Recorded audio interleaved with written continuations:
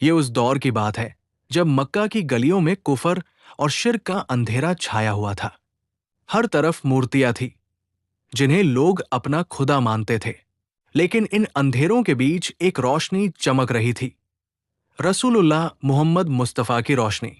آپ لوگوں کو بلا رہے تھے، لوگو، اللہ ایک ہے، اس کا کوئی ساجھیدار نہیں، وہ کسی کا محتاج نہیں۔ مگر مکہ کے کافر مذاق اڑاتے تھے۔ وہ کہتے تھے، اگر تم سچے نبی ہو تو کوئی نشانی دکھاؤ، کوئی معجزہ لاؤ۔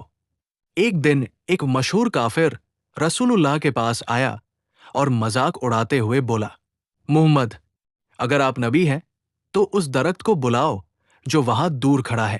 اگر وہ آپ کے پاس آ گیا تو میں مان لوں گا کہ آپ سچ مچ اللہ کے رسول ہیں۔ لوگ یہ سن کر چپ ہو گئے۔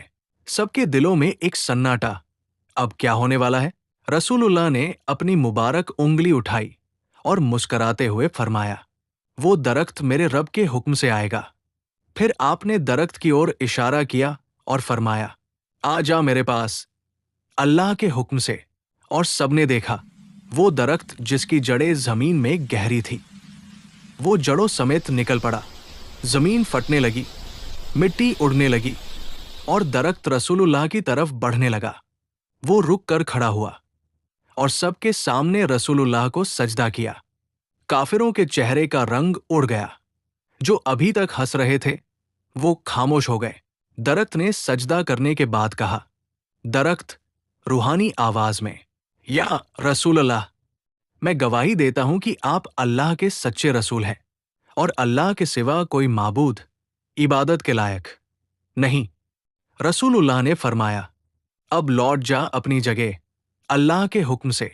اور سب نے دیکھا وہی درخت جو ان کی آنکھوں کے سامنے چلا تھا، وہ واپس گیا اور اپنی پرانی جگہ پر جڑوں سمیت جم گیا۔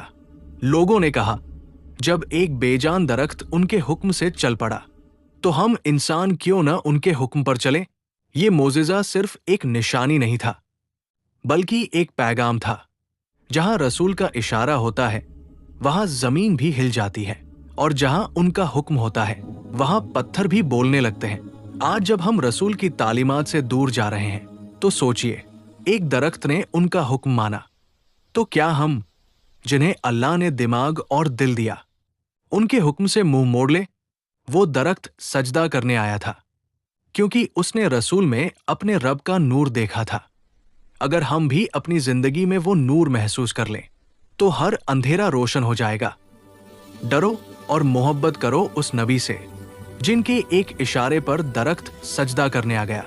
ان پر درود بھیجنا ہمارے لیے رحمت اور برکت ہے۔ اللہم صلی علی محمد و آل محمد۔